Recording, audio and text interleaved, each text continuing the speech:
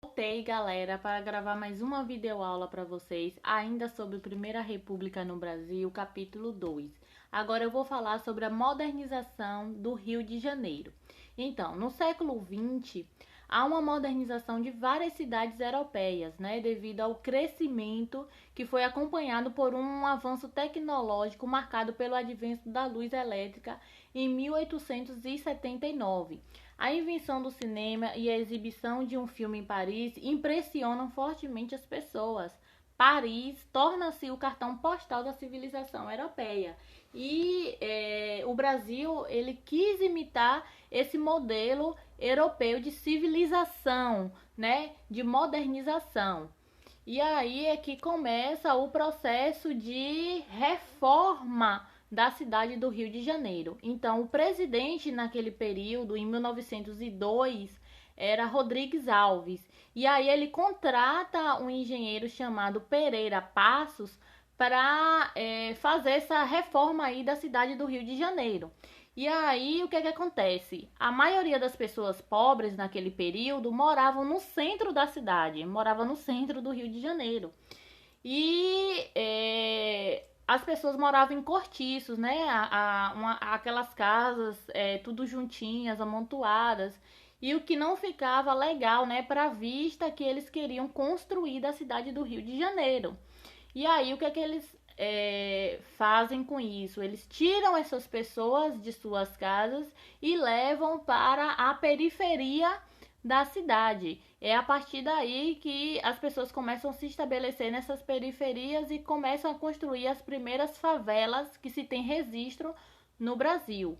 Então, essas pessoas elas vão para a periferia das cidades e esses cortiços eles são demolidos e há uma reforma, uma reestruturação da cidade do Rio de Janeiro para ficar parecendo, com as cidades europeias, com ruas largas, prédios luxuosos, árvores, iluminação, certo? Ficou para impressionar mesmo as pessoas, E aí, quem acabou sofrendo com isso foram as pessoas mais pobres, que infelizmente tiveram que sair das suas casas e habitar a periferia das cidades.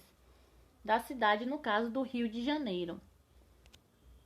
E aí nós temos a revolta da vacina, no mesmo governo de Rodrigues Alves, em 1902. Ele contrata um médico sanitarista chamado Oswaldo Cruz, que em 1904 ele cria um projeto de lei que torna obrigatório a vacina contra a varíola, porque a varíola naquele tempo estava matando milhares de pessoas, Aqui no Brasil, nesse período aí da Primeira República, tinham 3 doenças que estavam matando muita gente, que era a febre amarela, a peste bubônica e a varíola.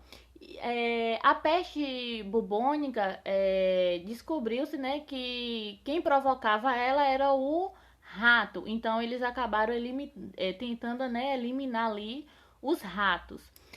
A febre amarela descobriu que era causada por um mosquito. Então eles tentaram ali acabar com os mosquitos. E a varíola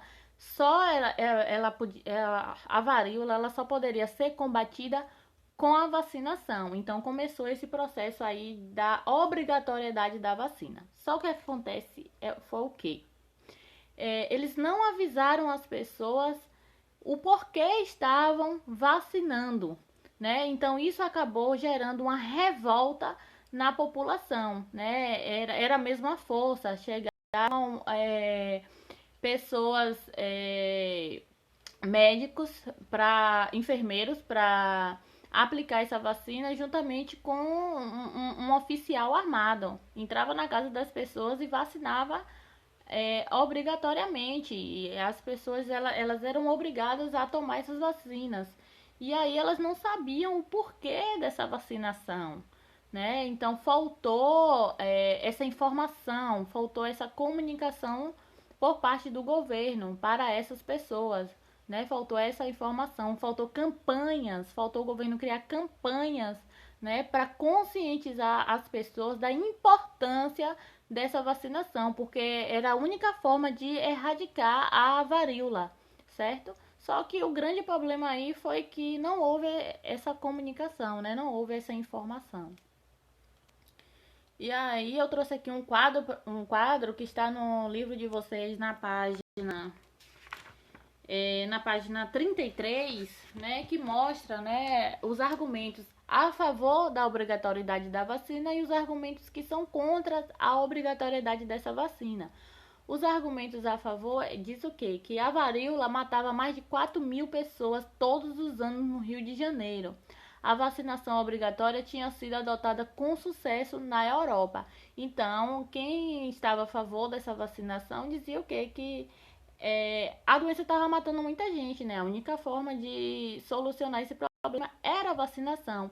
E que essa vacinação obrigatória que tinha acontecido na Europa foi um sucesso. Então, o pessoal que era a favor, né, tinha esse discurso. E os argumentos contra a vacina, a obrigatoriedade da vacina, primeiro, né, que cada pessoa deveria ter o direito de escolher se queria ser vacinada ou não.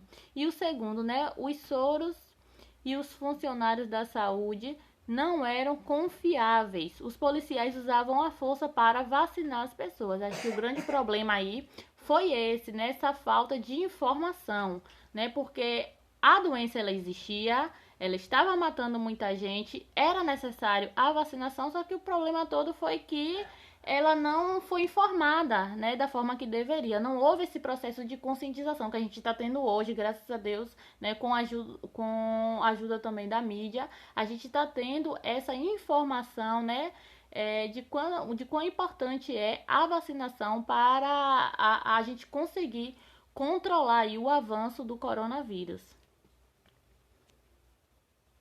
A obrigatoriedade da vacina, as demolições no centro da cidade, o custo de vida elevado, tudo isso levou a uma revolta popular conhecida como a revolta da vacina, que foi a maior revolta que aconteceu na República.